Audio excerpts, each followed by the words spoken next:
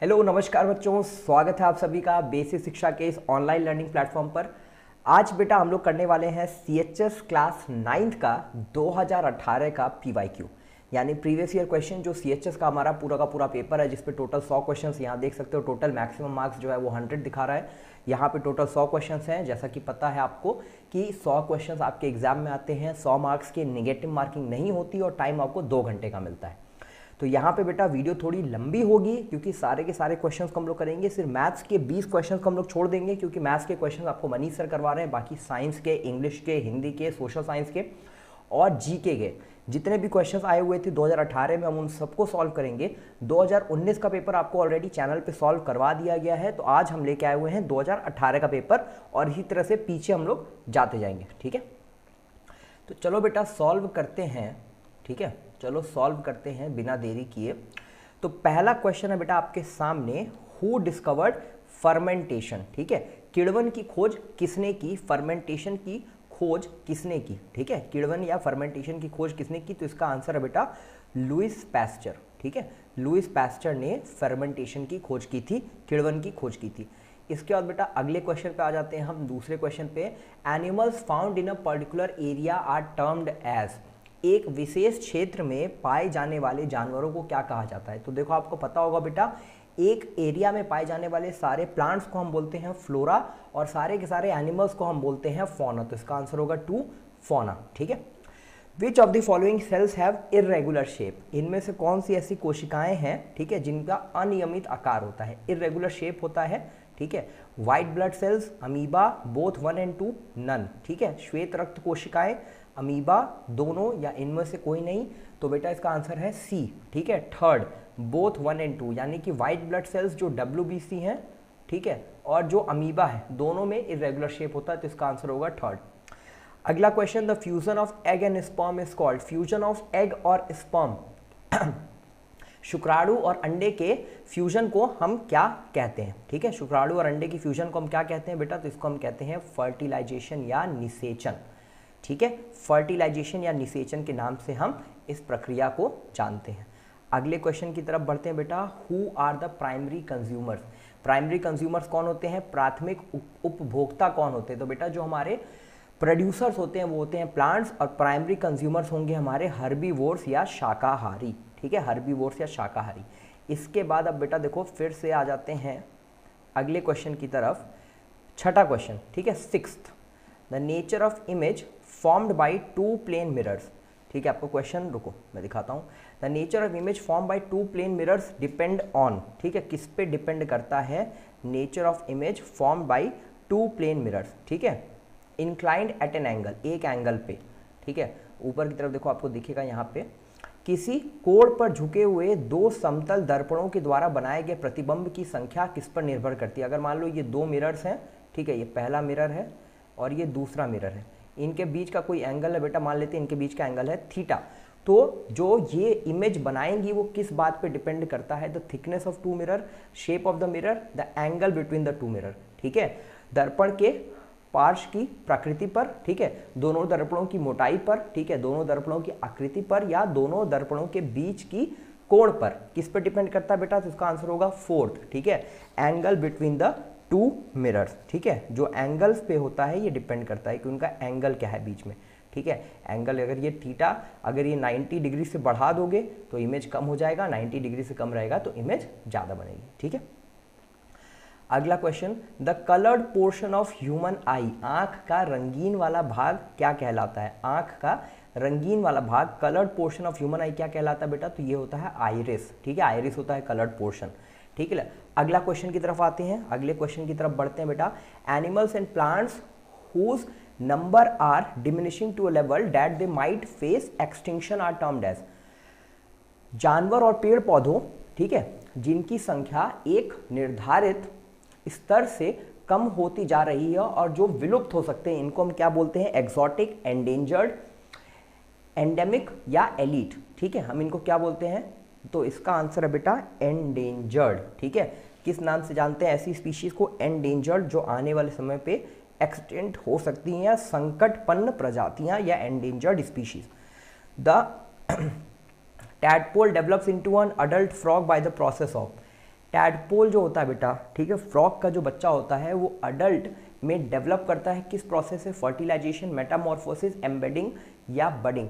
Tadpole जिस प्रक्रम द्वारा वयस्क में विकसित होता है वह क्या है? तो इसका आंसर है बेटा मेटामॉर्फोसिस या कायांतरण। क्या है? मेटामॉर्फोसिस या कायांतरण। The unit of inheritance in living organism is, unit of inheritance in living organism क्या है? ठीक है, unit of inheritance in living organism या जीवित अंगों में उत्तराधिकार की इकाई क्या कहलाती है? Unit of inheritance in living organism क्या होता है? Unit of inheritance, unit of inheritance क्या कहलाता है? यूनिट ऑफ इनहेरिटेंस होता है बेटा जीन। ठीक है, जीन को हम बोलते हैं यूनिट ऑफ इनहेरिटेंस। कौन से देश ने कौन से विश्व में अंडर 19 वर्ल्ड कप जीता? तो 2017 में। तो देखो 2018 का पेपर है तो 2017 का करंट अफेयर्स पूछा है, तो इसका आंसर होगा बेटा इंडिया। ठीक है, इसका आंसर है बेटा इंडिया, आपको याद है। ठीक है, स्पीकर ऑफ द लोकसभा, तो स्पीकर ऑफ द लोकसभा ये 2018 के हिसाब से पूछ रहा है। ठीक है, 2018 के हिसाब से पूछ रहा है, तो वहाँ समय बेटा सुमित्रा महाजन थी। ठीक है, तो ये दोनों क्वेश्चन आपके लिए बहुत ज़्यादा इंपॉर्टेंट नहीं है, इस तरह के क्वेश्चन आपके एग्जाम में नहीं पूछे जाएंगे। लेटेस्ट आपसे पूछा जाएगा speaker of Rajya Sabha, speaker of Lok Sabha. ये पूछा जाता है कि राज्यसभा का स्पीकर कौन होता है? तो बताओ कि वाइस प्रेसिडेंट होता है। ठीक है, अगले क्वेश्चन की तरफ बढ़ते हैं। देखो ये बहुत इंपॉर्टेंट क्वेश्चन है। In which year Pandit Madan Mohan Malviya ji founded Banaras Hindu University? मतलब काशी हिंदू विश्वविद्यालय, जिसका एक पार्ट CHS भी है, सेंट्रल हिंदू स्कूल भी काशी हिंदू विश्वविद्यालय के अंतर्गत ही आता है। तो इसकी स्थापना पंडित महामना मदन मोहन मालवीय जी ने कब की? तो ये बात है बेटा 1916 की। ठीक है, 1916, जैसा कि आपको पता होगा 2016 में BHU को, बनारस हिंदू यूनिवर्सिटी को 100 साल हुए थे स्थापना के। Who served as prime minister of India for the longest duration? सबसे लंबे समय तक भारत के प्रधानमंत्री के रूप में किसने कार्य किया? तो इसका आंसर है बेटा बहुत सिंपल, भारत के पहले प्रधानमंत्री जवाहरलाल नेहरू। ठीक है, करीब करीब 20 साल तक। ठीक है, 20 साल तक ये प्राइम मिनिस्टर थे। ठीक है, और ये सबसे लंबा प्राइम मिनिस्टर थे आज तक में। ठीक है, किस खिलाड़ी को, which cricketer of India has been honoured with the highest civilian award Bharat Ratna? किसको सबसे बड़े नागरिक सम्मान से नवाजा गया, नागरिक पुरस्कार दिया गया? तो बेटा इसका आंसर है भारत रत्न। और इसको किसको दिया गया था? सचिन तेंदुलकर को दिया गया था। ठीक है, सबसे बड़ा सर्वोच्च नागरिक सम्मान क्या होता है? भारत रत्न होता है। किसको दिया गया बेटा? सचिन तेंदुलकर को दिया गया। ठीक है, अगले क्वेश्चन की तरफ बढ़ते हैं। India is a federation of how many states? Bharat में कितने स्टेट्स हैं? ठीक है, टोटल भारत में कितने राज्य, भारत कितने राज्यों का संघ है? तो भारत देश जो है बेटा ये कितने राज्यों का संघ है? ये आपको पता है। इंडिया में अभी प्रेजेंटली कितने स्टेट्स हैं? तो 28 स्टेट्स हैं। 28 स्टेट्स है। देखो ये क्वेश्चन जब आपसे पूछा गया था 2018 में, जब क्वेश्चन आया था तो उसका आंसर उसमें था 29। ठीक है, लेकिन अभी देखा जाएगा तो जम्मू एंड कश्मीर को डिवाइड करके 2 यूनियन टेरिटरीज बना दी गई हैं। तो इंडिया में प्रेजेंटली अभी 28 स्टेट्स हैं। ठीक है, और 8 यूनियन टेरिटरीज हैं। तो 28 राज्य हैं और 8 केंद्र शासित प्रदेश हैं। ठीक है, बैटल ऑफ प्लासी की लड़ाई कब लड़ी गई थी? तो इसका आंसर सिंपल सा है 1757। ये तो रटने वाली चीज़ है। बैटल ऑफ प्लासी 1757 में हुआ था। Largest ocean in the world, सबसे बड़ा समुद्र कौन सा है? सबसे बड़ा महासागर कौन सा है? तो ये बचपन से जानते हो बेटा कौन सा है? पैसिफिक ओशियन या फिर प्रशांत महासागर। ठीक है, पैसिफिक ओशियन या प्रशांत महासागर सबसे बड़ा ओशियन है दुनिया में। ठीक है, अगला question, which Indian state has the highest population as per 2011 census? 2011 की जनगणना के हिसाब से किस भारतीय राज्य की जनसंख्या सबसे ज़्यादा है? तो इसका आंसर है बेटा उत्तर प्रदेश। ठीक है, अभी भी सबसे ज़्यादा है, उत्तर प्रदेश की जनसंख्या सबसे ज़्यादा है। How many wars Tipu Sultan fought with the British? Tipu Sultan ने अंग्रेजों के खिलाफ कितनी लड़ाई लड़ी थी टोटल? तो इसका आंसर है बेटा 4। ठीक है, 4 लड़ाइयाँ लड़ी थी, इसको आप ध्यान में रखोगे 4। ठीक है, who is the chairman of NITI Aayog in India? ठीक है, नीति आयोग के अध्यक्ष के रूप में भारत में कौन नियुक्त है? तो नीति आयोग बेटा प्रधानमंत्री नरेंद्र मोदी द्वारा ही शुरुआत की गई थी इसकी, और नीति आयोग का चेयरमैन या अध्यक्ष स्वयं प्राइम मिनिस्टर ही हैं। ठीक है, नरेंद्र मोदी ही हैं, स्वयं प्राइम मिनिस्टर ही नीति आयोग के क्या हैं? चेयरमैन है। ठीक है, अच्छा अगला क्वेश्चन की तरफ बढ़ते हैं। अगले क्वेश्चन की तरफ बढ़ते हैं बेटा। विच कंट्री, एक सेकंड मैं हट जाता हूं। Which country does not have a common border with India? कौन सा ऐसा देश है जिसके भारत के साथ सटी हुई सीमा नहीं है? बांग्लादेश, श्रीलंका, नेपाल या पाकिस्तान? किस देश का भारत के साथ आय सीमा नहीं है, ठीक है। तो इसका आंसर है बेटा बहुत सिंपल, देखो बांग्लादेश की भी सटा हुआ है, ठीक है, नेपाल भी भारत से सटा हुआ है, पाकिस्तान भी सटा हुआ है, कौन डायरेक्ट बाउंड्री शेयर नहीं करता है, तो इसका आंसर है बेटा श्रीलंका, ठीक है। श्रीलंका जो है वो वाटर हमारी बाउंड्री शेयर करती है, लैंड बाउंड्री शेयर नहीं करती है, ठीक है। जन गण मन किसने लिखा था, who composed national anthem, Jana Gana मन किसने लिखा था बेटा, जन गण मन के रचयिता कौन है, बचपन से आप जानते हो रविंद्रनाथ टैगोर, ठीक है, Rabindranath Tagore. Which river among the following does not fall in Deccan region of India, ठीक है, निम्न में से कौन सी नदी भारत के दक्षिणी क्षेत्र में नहीं आती है, कौन सी ऐसी नदी है जो भारत के दक्षिणी क्षेत्र में नहीं आती है, ठीक है। तो इसका आंसर है बेटा अलकनंदा, ठीक है, क्या है, अलकनंदा। अलकनंदा वो नदी है जो भारत के डेक्कन रीजन में नहीं आती है, ठीक है। बाकी गोदावरी, कृष्णा और कावेरी, ठीक है, गोदावरी, कृष्णा और कावेरी ये सब तीनों नदी डेक्कन रीजन में ही आती हैं, ठीक है। अगला question, which was the last state to be constituted in India, सबसे आखिरी राज्य जिसकी स्थापना हुई थी, ठीक है, जिसको भारत के अंतर्गत लिया गया था, भारत में गठित होने वाला अंतिम राज्य कौन सा है, तो बेटा इसका आंसर है, आप सब जानते हो इसका आंसर है तेलंगाना। और तेलंगाना की कैपिटल की अगर बात की जाए तो तेलंगाना और आंध्र प्रदेश दोनों की कैपिटल क्या है, हैदराबाद, ठीक है, हैदराबाद, हैदराबाद, ठीक है। Who has been awarded as Miss World 2007, who has been crowned as Miss World 2017, ठीक है, मिस वर्ल्ड 2017 का ताज किससे पहनाया गया, तो बेटा ये इंडिया में ही 2017 में मानुषी चिल्लर ने जीता था, ठीक है, जो खुद भी एक डॉक्टर है बाय प्रोफेशन, ठीक है, उस समय मेडिकल स्टूडेंट थी वो, ठीक है। तो मानुषी चिल्लर ने 2017 में क्या किया था, मिस वर्ल्ड का खिताब जीता था 2017 में, ठीक है। अगला question, which is the classical dance of Andhra Pradesh, Andhra Pradesh का क्लासिकल डांस फॉर्म क्या है, आंध्र प्रदेश का पारंपरिक नृत्य कौन सा है, तो इसका आंसर है बेटा कुचिपुड़ी, ठीक है, कुचिपुड़ी, ठीक है। कुचिपुड़ी जो है ये आंध्र प्रदेश का क्लासिकल डांस फॉर्म है। ऐसे ही बेटा अगर उत्तर प्रदेश की बात करें, यूपी की बात करें, तो यूपी में है बेटा कथक, ठीक है, कथक यूपी का डांस फॉर्म है, ठीक है।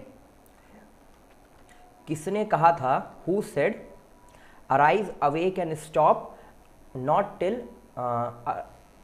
Arise awake and stop not till your goal is reached, उठो जागो और रुको मत जब तक तुम्हारे लक्ष्य की प्राप्ति ना हो जाए। ये बेटा बहुत फेमस कथन है और इसको स्वामी विवेकानंद जी द्वारा दिया गया था, ठीक है।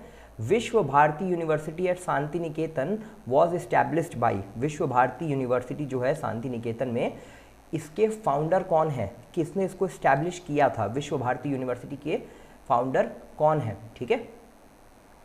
शांति निकेतन में विश्व भारती विश्वविद्यालय की स्थापना किसने की, तो इसका आंसर बेटा फिर से रविंद्रनाथ टैगोर, ठीक है, रविंद्रनाथ टैगोर ने ही विश्व भारती यूनिवर्सिटी की स्थापना की थी।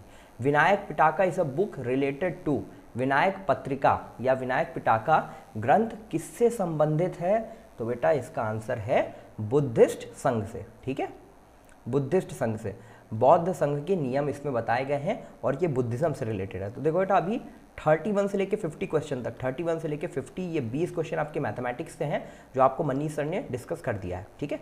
तो आगे चलते हैं, ठीक है, सीधे हम आते हैं क्वेश्चन नंबर 51 पे, ठीक है, 51 पे, ठीक है, 51 पे हम आ जाते हैं, सीधे सीधे 51 पे आ जाते हैं, ठीक है। तो यहाँ से बेटा आपका हिंदी का सेक्शन स्टार्ट होगा, ठीक है, 51 से लेके 70 तक 20 क्वेश्चन आपके हिंदी के आएंगे, फिर 20 क्वेश्चन आपके इंग्लिश के आएंगे और 10 क्वेश्चन आपके साइंस और सोशल साइंस के आएंगे जो अभी तक बीच में आपने सॉल्व किया है, फिर 20 क्वेश्चन आपके मैथ्स के आगे और फिर बाकी के क्वेश्चंस अंत में आएंगे, ठीक है। तो चलो सॉल्व करते हैं, हिंदी के क्वेश्चंस को सॉल्व करते हैं बेटा 51 से क्वेश्चन नंबर 51, ठीक है। इनमें ऊष्म व्यंजन कौन है, ठीक है, ऊष्म व्यंजन कौन है, तो ऊष्म व्यंजन इसमें प, व, य और श, तो इसमें बेटा श जो है ये ऊष्म व्यंजन में आता है। देखो व्यंजन और स्वर इन सब की कैटेगरीज के बारे में मैंने थोड़ा सा आपको बताया, बहुत डिटेल में नहीं बताया। मैंने आपको ये भी कहा था बेटा कि CHS के एग्जाम में कई चीज़ें ऐसी हैं जो हायर क्लासेस की आती है, जैसे क्लास 9th का एंट्रेंस भले है, ठीक है, लेकिन कुछ क्वेश्चंस कई चीज़ें जो है वो क्लास 9th और 10th तक के लेवल की आती हैं, तो वो क्वेश्चंस के लिए आपको परेशान नहीं होना है। हर एक पेपर में आपको 5 से 6 क्वेश्चंस ऐसे मिलेंगे, चाहे क्लास 9th का एग्जाम हो चाहे क्लास 11th के लिए एंट्रेंस हो। CHS के एग्जाम में आपको 5 से 6 क्वेश्चंस ऐसे मिलते हैं जो काफ़ी हाई लेवल होते हैं। तो आपको उन क्वेश्चंस के लिए परेशान नहीं होना है। जैसे इसमें से ऊष्म व्यंजन कौन है, अगर नहीं आता तो उसके लिए परेशान नहीं होना है। 2, 3, 4, 5 क्वेश्चंस ऐसे रहेंगे जो आउट ऑफ सिलेबस रहेंगे या हायर क्लासेस से रहेंगे। तो इन क्वेश्चंस को बेटा बस देख लेना, अगर इनका सोल्यूशन आता है तो ठीक है, नहीं आता है तो आप इनको एग्जाम में इस पर तुक्का मार सकते हो, क्योंकि नेगेटिव मार्किंग नहीं है, या छोड़ के भी आ सकते हो। वैसे मेरे हिसाब से चांस जरूर ले लेना, जो भी मन में आए उस पर टिक जरूर मार के आना, ठीक है। गोला जरूर भर के आना, OMR शीट जरूर भर के आना, क्या पता बेटा उसका फायदा आपको मिल जाए, ठीक है। तो बेसिकली कुछ क्वेश्चंस 5 से 6 क्वेश्चंस हर पेपर में होते हैं, उनके लिए आपको परेशान नहीं होना है, घबराना नहीं है। बाकी के 95 क्वेश्चंस के लिए आपको तैयारी करनी है। उन 5 क्वेश्चंस को अगर नहीं करोगे, 95 क्वेश्चंस ही अटेम्प्ट करके आओगे अगर, तब भी अगर 80 क्वेश्चन सही हैं, 82 क्वेश्चन सही हैं, तो आपका सिलेक्शन हो जाएगा, ठीक है। इनमें से किस व्यंजन का उच्चारण तालु से होता है? देखो ये सिंपल क्वेश्चन है, तालु से किस व्यंजन का उच्चारण होता है? तो जो च वर्ग होता है बेटा, ठीक है, जो च वर्ग होता है उसके सारे के सारे जितने भी व्यंजन है सबका तालु से उच्चारण होता है, जैसे च, छ, ज, झ, न, ठीक है। तो इनका व्यंजन इनका उच्चारण तालु से होता है, ठीक है। रचना के आधार पर शब्द कितने भेद के होते हैं? तो रचना के आधार पर बेटा ये मैंने पढ़ाया है, रचना के आधार पर शब्द 3 भेद के होते हैं। कौन कौन से? ऋण शब्द, ठीक है, जिनको हम मूल भी बोलते हैं, और यौगिक, और तीसरे होते हैं योग ऋण। तो 3 भेद के होते हैं रचना के आधार पर, ऋण शब्द या जिनको हम मूल शब्द भी बोलते हैं या ऋण शब्द भी बोलते हैं। दूसरे होते हैं यौगिक, और तीसरे होते हैं बेटा योग ऋण, ठीक है। तो ये 3 तरह के शब्द होते हैं रचना के आधार पर। रात का तत्सम रूप क्या है? देखो ये सिंपल क्वेश्चन है। रात का संस्कृत का शब्द क्या होगा? रात के लिए बेटा हम यूज करते हैं रात्रि। तो तस्तम और तद्भव पता है, तस्तम शब्द जो संस्कृत भाषा से आए हैं, तद्भव जो हिंदी भाषा के शब्द हैं। 4 तरह के शब्द होते हैं, किसके आधार पर? उत्पत्ति के आधार पर। तो तस्तम शब्द होते हैं जो संस्कृत भाषा से आए हैं, तस्तम जो हिंदी भाषा के हैं। तीसरे होते बेटा देशज, जो कॉमनली जो रोजमर्रा की जिंदगी में, रोजमर्रा की भाषा में हम देशज शब्दों का इस्तेमाल करते हैं, ठीक है। और चौथा होते बेटा विदेशी, जैसे हम बोलते हैं रेलगाड़ी। तो रेलगाड़ी में जो रेल शब्द है ये इंग्लिश भाषा से, अंग्रेजी भाषा से आया है, ठीक है।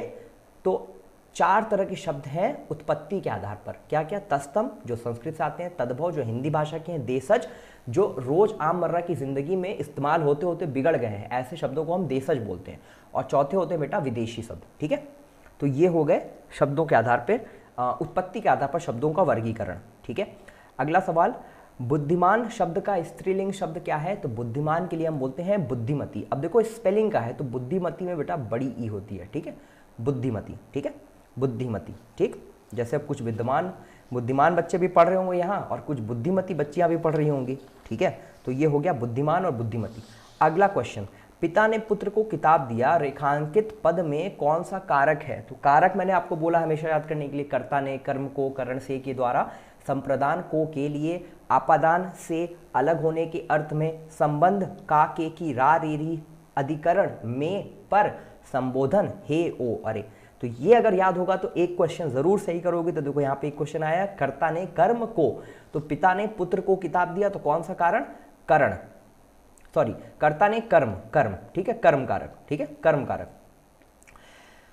अपना काम अपने आप करना चाहिए, इस वाक्य में सर्वनाम कौन सा है? तो देखो ये भी बताया है, ठीक है। इस तरह के सर्वनाम इंग्लिश में भी बताया है, हिंदी में भी बताया है। इस तरह के प्रोनाउंस को हम बोलते हैं रिफ्लेक्सिव प्रोनाउन या निजवाचक, ठीक है। जब अपने आप की बात हो, खुद की बात हो, ठीक है, ऐसे शब्द आए, my self, your self, himself, ठीक है, ऐसे शब्द आते जब अपने आप, अपनत्व का बोध होता है, तो इसको हम निजवाचक सर्वनाम कहते हैं, ठीक है। अध्यापक छात्र से पाठ पढ़वाता है, ठीक है, इस वाक्य में रेखांकित क्रिया क्या है? अध्यापक छात्र से पाठ पढ़वाता है, इस वाक्य में रेखांकित क्रिया क्या है? तो देखो अध्यापक जो है खुद काम न करके दूसरे को प्रेरित कर रहा है काम करने के लिए, तो ये है बेटा उदाहरण किसका? प्रेरणार्थक क्रिया का। किसका? प्रेरणार्थक क्रिया का, ठीक है। तो ये देखो हिंदी व्याकरण के कुछ इजी क्वेश्चंस भी आए हुए हैं, ठीक है। तो ऐसा नहीं है 1-2 क्वेश्चंस को देख के डरना नहीं है, सॉल्व करोगे, थोड़ा सा दिमाग का इस्तेमाल करोगे, बुद्धिमान होगे, बुद्धिमती होगे, तो क्वेश्चंस को आसानी से सॉल्व कर ले जाओगे। बाकी जितनी भी चीज़ें आपको बताई गई हैं पढ़ने के लिए, उनको अच्छे से डिटेल से रिवाइज करो, बार बार PYQ की प्रैक्टिस करो, एग्जाम में बहुत अच्छा करोगे, ठीक है। अगले क्वेश्चन की तरफ बढ़ते हैं। नील कमल में समास कौन सा है? ठीक है, नील कमल में कौन सा समास है? तो बेटा नील कमल में कर्मधारय समास है, ठीक है। देखो ये फिर से, ठीक है, हाई लेवल सवाल आ गया, कर्मधारय समास नहीं पता है, कोई दिक्कत नहीं है, ठीक है। एक क्वेश्चन से कुछ बिगड़ेगा नहीं, बाकी के हिंदी के 17-18 क्वेश्चन आप सही करोगे, साइंस में 17-18 सही करोगे, मैथ्स में 17-18 सही करोगे, ठीक है। बस आपका सिलेक्शन हो जाएगा। हर सब्जेक्ट में अगर आप 16 से 17 क्वेश्चन सही कर रहे हो तो भी आप सिलेक्शन रेंज में हो, ठीक है।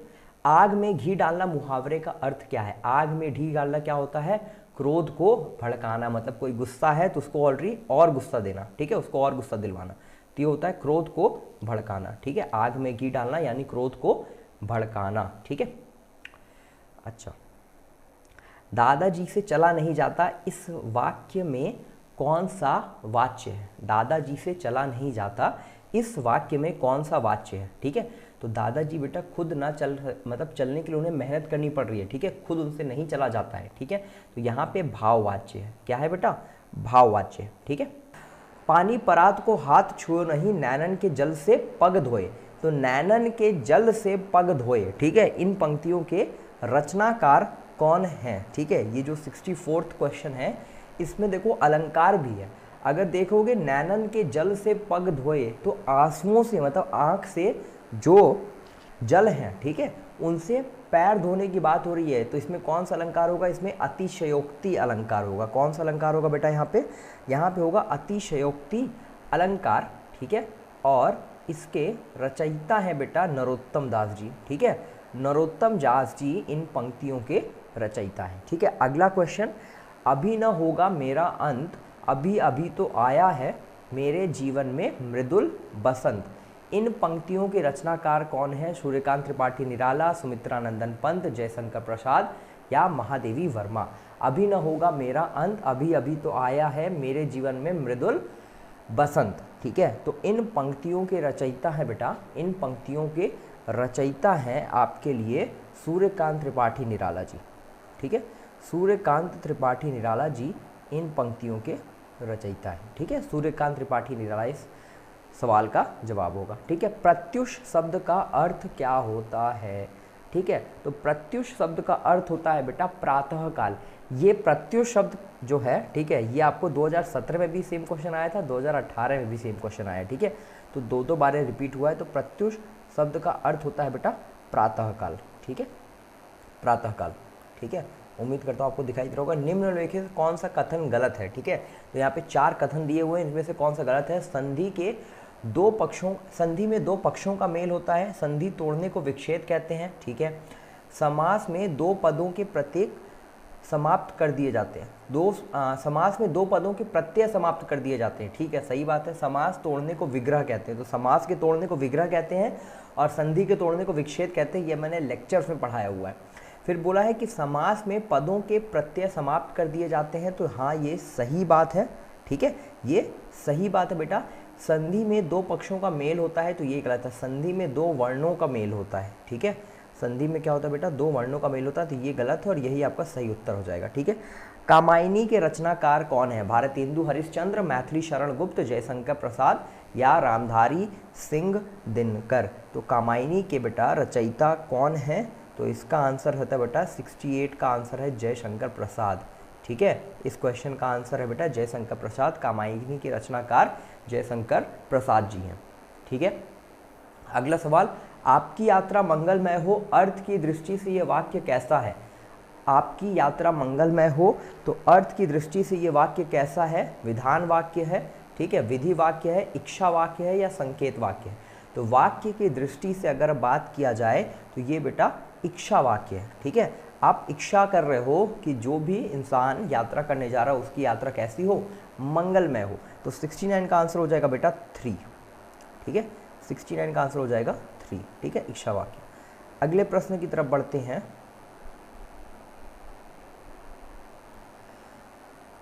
हम पंक्षी उन्मुक्त गगन के, इस कवि की रचना किसने की है? ठीक है, हम पंक्षी उन्मुक्त गगन के, इसके रचनाकार कौन है? सर्वेश्वर दयाल सक्सेना, शिवमंगल सिंह सुमन, अयोध्या सिंह हरिऔध और बालकृष्ण शर्मा नवीन। तो इन चारों में से हम पक्षी उन्मुक्त गगन के, इसके रचयिता बेटा आपको याद रखना होगा, इसके रचयिता है अयोध्या सिंह हरिऔध जी, ठीक है, अयोध्या सिंह हरिऔध इसके रचयिता है। अब यहाँ से देखो हिंदी खत्म हो गया, अब इंग्लिश के क्वेश्चंस आ गए। She didn't remember and neither did I, here neither in this sentence is used as, ठीक है, she didn't remember and neither did I, here neither in the sentence. तो यहाँ पे नाइदर किसकी तरह काम कर रहा है बेटा? नाइदर यहाँ पे कर रहा है वर्ब को बता रहा है, ठीक है। रिमेंबर करने की बात हो रही है, याद रखने की बात हो रही है, तो याद रखना, रिमेंबर करना क्या है, वर्ब है। और वर्ब को विशेषता बता रहा है, वर्ब के बारे में बता रहा है, तो यहाँ पे ये है बेटा एडवर्ब, ठीक है। किसकी तरह काम कर रहा है, एडवर्ब की तरह काम कर रहा है। Select from the 4 options the correct reported speech of the following direct speech. तो डायरेक्ट स्पीच दिया हुआ है, इसका आपको इनडायरेक्ट स्पीच या रिपोर्टेड स्पीच बताना है। स्टेटमेंट क्या है बेटा, she asked me how much did you पे फॉर दिस बैग, ठीक है। तो शी आस्क्ड मी, उसने मुझसे पूछा कि तुमने इस बैग के लिए कितना पे किया। अब इसका करेक्ट इनडायरेक्ट स्पीच क्या होना चाहिए, ठीक है। यह है बेटा क्वेश्चन नंबर 72। देखो, she asked me how much I had paid for that bag, she asked me how much did I pay for that bag, she asked me how much I have paid for that bag, ठीक है। तो देखो 4th answer option अभी अगले page में है, ठीक है, लेकिन इसका आंसर मैं आपको बता दे रहा हूँ, इन्हीं तीनों में से एक आंसर है इसका आंसर है बेटा first. She asked me how much I had paid for that bag. मैंने बताया है जब भी डायरेक्ट से इनडायरेक्ट में चेंज करते हैं तो दिस की जगह पे क्या हो जाता है, डैट। तो यहाँ पे देखो डैट बैग लिखा हुआ है, ठीक है। तो यहाँ पे दिस की जगह डैट है और यही इसका करेक्ट आंसर है, ठीक है। इसका करेक्ट आंसर है बेटा फर्स्ट, ठीक है, इसका फर्स्ट ही करेक्ट आंसर है। She asked me how much I pay for that bag, तो देखो ये भी गलत है, ठीक है। अगला क्वेश्चन आ जाते हैं 73 की तरफ आ जाते हैं। Fill in the blank in the sentences given below, ठीक है। फिल इन द ब्लैंक्स का क्वेश्चन है, ठीक है। 73 दिखाई दे रहा है। She is married dash Ravi, she is married to Ravi, easy, ठीक है, as simple as that, she is married to Ravi, बहुत सिंपल, ठीक है। How many syllable are there in the word arithmetic. देखो अगर कभी भी ऐसा क्वेश्चन आए, पूछे कि कितने सिलेबल आएंगे, तो तुम बस वॉवेल्स को गिनना या वॉवेल साउंड को गिनना। किसको गिनोगे, वॉवेल को या वॉवेल साउंड को। तो रिदमिक में एक तो वॉवेल आई है और एक वाई जो है ये भी आई की तरह सुनाई देता है। तो जितने वॉवेल होंगे या वॉवेल के साउंड वाले वर्ड्स होंगे उतना सिलेबल होगा। तो यहाँ पे 2 हैं तो 2 सिलेबल होगा इसका आंसर, ठीक है।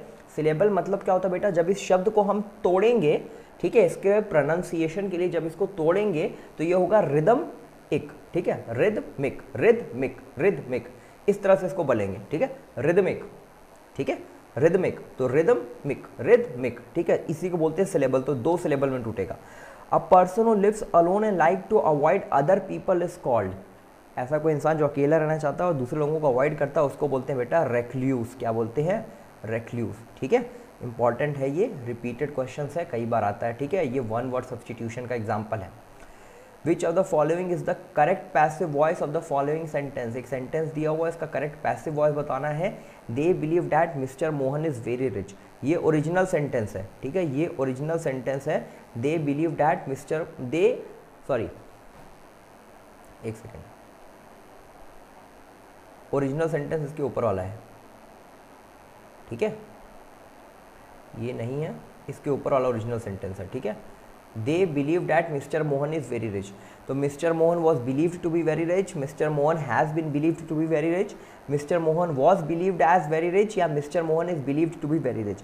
इसका पैसिव फॉर्म क्या होगा, तो देखो पैसिव फॉर्म में जब भी चेंज करते हैं टेंस का चेंज कर देते हैं, प्रेजेंट से पास्ट हो जाता है। तो पहला स्टेटमेंट देखो, Mr Mohan was believed to be very rich, simple past से सिंपल प्रेजेंट से सिंपल पास्ट में कन्वर्ट कर दिया है, तो यही बेटा इसका सही आंसर है। Select the option that is nearest in meaning to the underlying phrasal verb in the following given below. How had he managed to run up so many debts? तो run up जो word है, ठीक है, run up का मतलब बताना है। run up का मतलब क्या होगा, accumulate, dissipate, dissolve या divide। तो यहाँ पे बेटा ये बोल रहा है कि किस तरह से उसने इतने ज़्यादा, आखिर उसने ऐसा क्या काम किया कि उसने इतने ज़्यादा उधारों को इकट्ठा कर लिया, ठीक है, रन अप। तो इसको बोलते हैं बेटा, इसका सही आंसर होगा एक्यूमुलेट, ठीक है, accumulate. Select the option that best expresses the meaning of the underline word in the word given below, ठीक है। क्या है, he became even more resolute in his opposition to the plan, ठीक है, he has become even more resolute in his opposition to the plan. तो resolute का आपको underline word का क्या बताना है, इसका एग्जैक्ट मीनिंग बताना है, जो इससे सबसे क्लोजेस्ट मीनिंग हो रेजोल्यूट वर्ड का। तो रेजोल्यूट का मतलब आपको सिनोनिम बताना है। तो रेजोल्यूट का मतलब होता है बेटा, रेजोल्यूट का मतलब क्या होता है, रेजोल्यूट का मतलब होता है डिटरमाइंड, एकदम दृढ़ निश्चय बना लेना, इसी को बोलते हैं रेजोल्यूट। ठीक है, रेजोल्यूट, ठीक, डिटरमाइंड। ठीक है, अगला क्वेश्चन,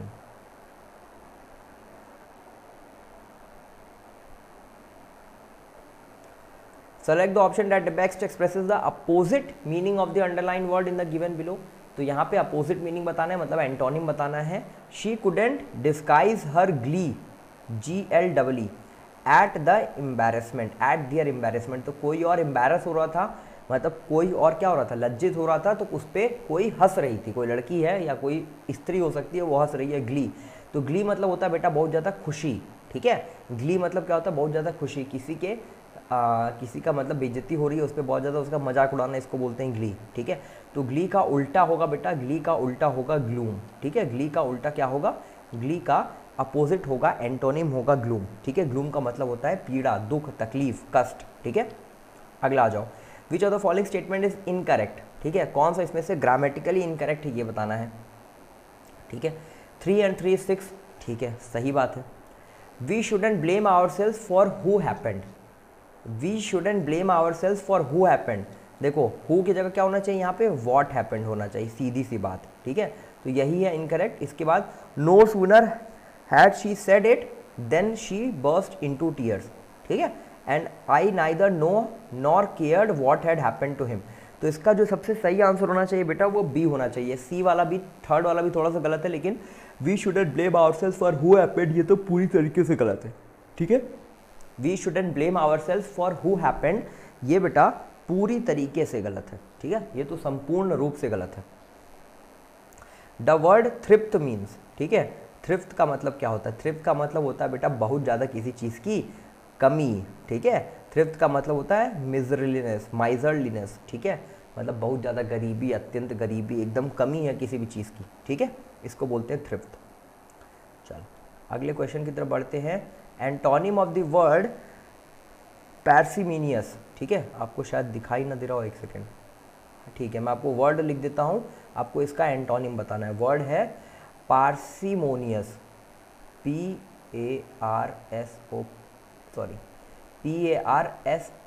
पार्सिमोनियस, MONIUS। पार्सिमोनियस का आपको बताना है बेटा एंटोनिम। ऑप्शन है क्या क्या, पार्सिमोनियस का एंटोनिम बताना ऑप्शन है जनरस, फ्रूगल, क्रूड या stingy.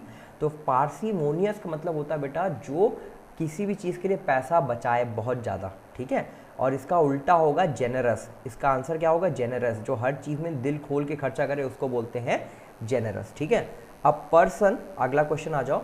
A person who does not believe in any religion is called, ऐसा कोई इंसान जो किसी धर्म में विश्वास न रखता हो उसको क्या बोलते हैं, उसको बोलते हैं बेटा एथीस्ट। और ये क्वेश्चन CHS में कई बार रिपीट करता है, मतलब कई बार रिपीट करता है, फेवरेट क्वेश्चन है। One who despises persons of lower social opposition is called, ऐसा कोई इंसान जो लोअर सोशल पोजीशन में है, मतलब गरीब तबके के लोगों का मजाक उड़ाता है या उनसे घृणा करता है, ऐसे किसी इंसान को हम क्या बोलते हैं बेटा, ऐसे किसी इंसान को हम बोलते हैं स्नॉब। क्या बोलते हैं, स्नॉब। ठीक है, अब यहाँ पे देखो मिस स्पेल्ड वर्ड बताना है कि चारों में से कौन सा ऐसा वर्ड है जिसकी स्पेलिंग गलत है। डेफिशिएंट, DEFICIENT, बिल्कुल सही है। एफिशिएंट, EFFICIENT, ये भी सही है। फिर मैग्निफिसेंट, MAGNIFICENT, ये भी सही है। ठीक है, फिर रेटाइसेंट, RETICENT, बेटा ये भी सही है, रेटिसेंट। ठीक है, तो ये क्वेश्चन ही गलत है बाई CHS। ठीक है, ये क्वेश्चन ही गलत आपको दिया गया था। ठीक है, तो यहाँ पे इसका आंसर मैग्निफिसेंट वैसे दिया हुआ है, लेकिन इसमें चारों वर्ड्स सही हैं। ठीक है, choose the one which expresses the meaning of the phrase Adobe board. ठीक है, कौन सा ऐसा इसमें से चारों में से वर्ड है जो एक फ्रेज अडोब बोर्ड का सही मतलब आपको बताता है। ठीक है, तो अडोब बोर्ड का मतलब होता है बेटा डिसेंट। क्या होता है, डिसेंट। ठीक है, डिसेंट। ठीक है, डिसेंट सही मीनिंग बताता है अडोब बोर्ड का। Choose the phrase French leave is generally use to denote. French leave, ये जो फ्रेज है ये क्या डिनोट करता है। ठीक है, ये क्या डिनोट करता है? Long absence, leave on the pretext of illness, casual leave, absence without permission. तो इसका आंसर है बेटा absence without permission. Choose the appropriate preposition in the sentence given below. Please write me dash this address. तो please write me at this address, ठीक है, please write me at this address. On नहीं होगा, to नहीं होगा, इसका सही answer होगा please write me at this address. याद कर लेना, ध्यान में रख लेना, एग्जाम में सेम क्वेश्चन रिपीट करेगा, ठीक है, याद रख लो मेरी बात। Please write me at this address. A place where aircraft are kept is called hangar. Same question मैंने पढ़ाया है, करवाया हुआ, क्लास में करवाया हुआ। A place where aircraft are kept, इसको क्या बोलते हैं बेटा? हैंगर बोलते हैं। ये क्वेश्चन मैंने आप लोगों को करवाया हुआ है, ठीक है। Choose the correctly spelled word, ठीक है, करेक्ट स्पेल्ड वर्ड। एक सेकेंड, ठीक है, अभी आपको दिख रहा होगा, आई होप, हाँ अब दिखने लगा होगा, एक सेकेंड, ठीक है। Choose the correct spelled word, word है एंटरप्रेन्योर, ठीक है, एंटरप्रेन्योर, ठीक है। तो इसमें इसके करेक्ट स्पेलिंग कौन सी है? तो बेटा देखो, ध्यान से देखोगे, ENTREPRENEUR, ठीक है, बहुत टेढ़ी स्पेलिंग होती है एंटरप्रेन्योर की, ये है इसकी करेक्ट स्पेलिंग। अब बेटा हम फिर से आ गए हैं साइंस के पोर्शन में, साइंस के सवाल हमारे सामने फिर से आ गए हैं, ठीक है। क्वेश्चन को ध्यान से पढ़ो, ठीक है, क्वेश्चन को ध्यान से पढ़ो। देखो क्वेश्चन में क्या लिखा हुआ है, ध्यान से पढ़ो क्वेश्चन को। देखो बोल रहा है कि कोई एक ऑब्जेक्ट है, ठीक है, कोई एक ऑब्जेक्ट है 5 किलो का। कितने का है? 5 किलो का है, ठीक है। कोई एक ऑब्जेक्ट है 5 किलो का, ठीक है। उसको बेटा 5 किलो का कोई ऑब्जेक्ट है, ठीक है, उसको क्या करा गया है? किसी सिलेंड्रिकल सरफेस पे रखा गया है, ठीक है, जिसका सर्कुलर क्रॉस सेक्शन है, जिसका क्रॉस सेक्शन कैसा है? सर्कुलर है। उसका बेस का रेडियस है 4 सेंटीमीटर का। अब क्या कर रहे हैं? उसी ऑब्जेक्ट को किसी दूसरे सिलेंड्रिकल सरफेस पे रख दे रहे हैं जिसका रेडियस है 2 सेंटीमीटर। तो प्रेशर कितने गुना बढ़ जाएगा, ठीक है। हिंदी में देखो क्या लिखा हुआ है, 5 किलोग्राम द्रव्यमान का एक पिंड एक बेलनाकार स्टैंड जिसके आधार का अनुप्रस्थ परिच्छेद वृत्ताकार है पर रखा गया है, ठीक है। स्टैंड के आधार की त्रिज्या 4 सेंटीमीटर है। यदि वही वस्तु एक बेलनाकार स्टैंड जिसकी आधार की त्रिज्या 2 सेंटीमीटर है पर रखी गई है तो दाब हो जाएगा, बढ़ेगा या घटेगा? पहले ये बताओ। तो बेटा प्रेशर होता है फोर्स अपॉन एरिया, दाब होता है बल बटे क्षेत्रफल, ठीक है। देखो प्रेशर होता है, प्रेशर बराबर फोर्स बाई एरिया होता है, फोर्स बटे एरिया होता है, ठीक है। तो अगर एरिया छोटा करोगे तो प्रेशर बढ़ेगा, एरिया को छोटा करोगे तो प्रेशर बढ़ेगा। तब देखो यहाँ पे बेटा फोर्स जो है वो दोनों में कांस्टेंट है। एरिया होता है पाई आर स्क्वायर, ठीक है, एरिया क्या होता है? पाई आर स्क्वायर। तो पाई पहले लिखा है, ठीक है, आर स्क्वायर तो पहले 4 सेंटीमीटर का है, तो पहले 4 × 4 बराबर 16 है, ठीक है, और इसके आगे पाई है, तो पहले वाले का एरिया आएगा 16 पाई या पाई 16।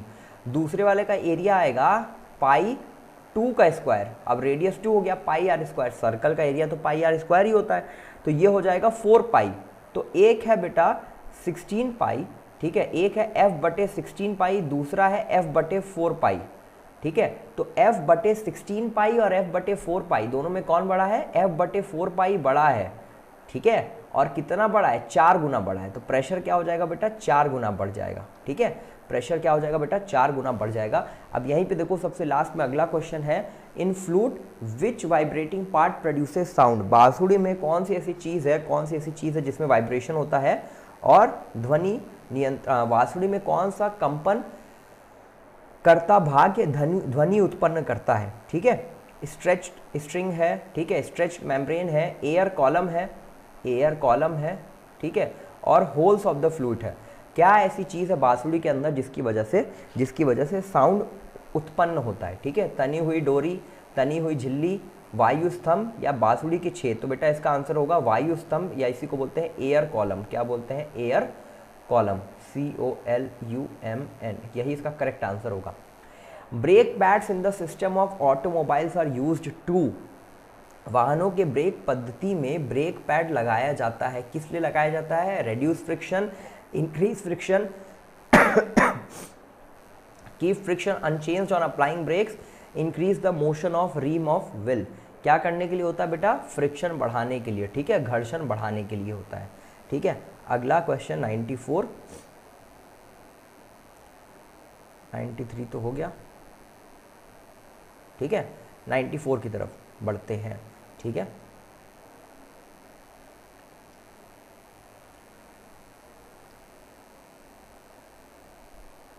ठीक है, 94 की तरफ बढ़ते हैं, ठीक है।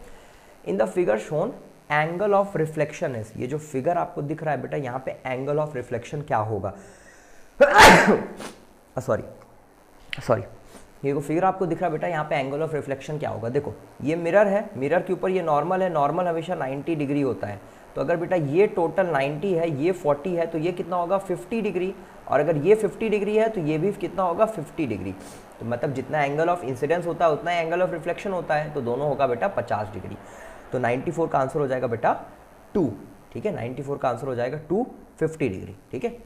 Which of the following planets has least period of revolution around the sun, निम्न में से किस ग्रह का सूर्य के चारों ओर परिक्रम काल न्यूनतम है, कितना कम समय लगता है किस ग्रह को सूरज का चक्कर लगाने में। तो इसका आंसर है बेटा मर्क्यूरी, ठीक है। मर्क्यूरी सबसे पहला प्लैनेट है और इसका जो टाइम ट्रैवल है सन के चारों तरफ वो सबसे कम है, ठीक है। Which of the following is an important ore of copper, ठीक है। कॉपर का इसमें से कौन सा एक इंपॉर्टेंट ओर है, ये क्वेश्चन बहुत इंपॉर्टेंट है, इंपॉर्टेंट ओर के बारे में पूछ रहा है बेटा। और इसका आंसर पहले दोनों ऑप्शन में ही है, मैलाकाइट और कैलामाइन। तो इसका आंसर है बेटा मैलाकाइट, ठीक है। इसका आंसर क्या है बेटा मैलाकाइट। इसको बहुत ध्यान से याद रखेंगे आप लोग, ठीक है। 97 correct formula of soap is, soap का करेक्ट फॉर्मूला क्या है बेटा, सोप का करेक्ट फॉर्मूला क्या है, ठीक है। एक सेकेंड, अब दिख रहा है, ठीक है। हाँ, करेक्ट फॉर्मूला ऑफ सोप क्या है बेटा, देखो CS3COONA CH3ONA CS3 अरे C17H35SONA C17H35COONA। तो बेटा इसका आंसर होगा फोर्थ वाला, ठीक है। यही करेक्ट आंसर है। बहुत इंपॉर्टेंट क्वेश्चन है, इसको ध्यान रखना। वैसे तो PYQ के सारे क्वेश्चन इंपॉर्टेंट है, लेकिन ये सब कुछ हाई यील्डिंग क्वेश्चन है, ठीक है। अच्छा, इसके बाद है बेटा hardness of water is due to the presence of which of the following. जो हम बोलते हैं ना कि जल की कठोरता है, ये पानी पीने लायक है या नहीं है, ठीक है। पानी हार्ड होता है तो उसमें क्या होता है, झाग नहीं बनता है, ठीक है। उस पानी से नहाना या कपड़े धोने में बहुत मुश्किल होती है। तो हार्ड वाटर जो होता है बेटा वो किसकी वजह से होता है, किस मिनरल की वजह से, कैल्शियम कार्बोनेट की वजह से। पानी में अगर कैल्शियम कार्बोनेट बहुत ज़्यादा होगा तो पानी जो है वो हार्ड होगा, ठीक है। जल कठोर होगा और ये पानी हमारे किसी काम का नहीं होता है, ठीक है। अगले सवाल की तरफ बढ़ते हैं बेटा, समाप्ति की ओर हम लोग बढ़ रहे हैं। रेयॉन क्या है, ठीक है। रेयॉन क्या है, नेचुरल सिल्क है, आर्टिफिशियल सिल्क है, ठीक है। नेचुरल प्लास्टिक है या सिंथेटिक प्लास्टिक है, प्राकृतिक सिल्क है, कृत्रिम सिल्क है, प्राकृतिक प्लास्टिक है या संश्लेषित प्लास्टिक है। तो रेयन बेटा क्या है, आर्टिफिशियल सिल्क है, कृत्रिम सिल्क है, ठीक है। रेयन किसका एग्जांपल है बेटा, आर्टिफिशियल सिल्क या कृत्रिम सिल्क। अब सबसे आखिरी क्वेश्चन है, रदरफोर्ड का अल्फा स्कैटरिंग एक्सपेरिमेंट जो था उसकी वजह से किसकी खोज हुई। Rutherford's alpha scattering experiment led to the discovery of, किसकी डिस्कवरी हुई बेटा, एटॉमिक न्यूक्लियस की, इलेक्ट्रॉन की, प्रोटॉन की या न्यूट्रॉन की। तो इसका आंसर बहुत सिंपल है बेटा, किसकी डिस्कवरी हुई, एटम के न्यूक्लियस की, परमाणु के केंद्रक की, ठीक है। न्यूक्लियस की डिस्कवरी हुई थी रदरफोर्ड के एक्सपेरिमेंट के द्वारा। तो यहाँ पे मेरे बच्चों हम लोगों ने CHS के 2018 के क्लास 9th के आए हुए सारे के सारे क्वेश्चंस को कर लिया है। इन क्वेश्चंस को आप बहुत अच्छे से तैयार करेंगे, डिटेल में तैयार करेंगे, सोल्यूशन के साथ मैंने बताया, हर एक चीज़ मैंने बताई, कुछ चीज़ें जहाँ पे ज़रूरत की लगी हैं वो भी मैंने आपको समझाया है। मैथ्स के क्वेश्चन आपको मनीष सर करवाएंगे, बाकी Hindi, English, science, social science और GK के सारे क्वेश्चन मैंने करवा दिए हैं। और भी PYQ आपके लिए आते जाएंगे, हम करवाते जाएंगे आपको, जितने ज़्यादा PYQs करवा सके आपको एग्ज़ाम से पहले हम आपको ज़रूर करवाएंगे। एक दिन में एक PYQ करवा रहे हैं। इसके अलावा आपको जितनी चीज़ें पढ़ाई गई हैं आप उनको डिटेल में पढ़ें, जहाँ जहाँ आपको क्वेश्चंस दिया गया प्रैक्टिस करने के लिए आप उन क्वेश्चंस को प्रैक्टिस करें और PYQ के क्लासेस को ज़रूर से करें। आने वाली कोई भी क्लास के लिए आपको फर्दर नोटिफिकेशन मिल जाएगा। पढ़ाई करते रहिए बच्चों, ऑल द वेरी बेस्ट।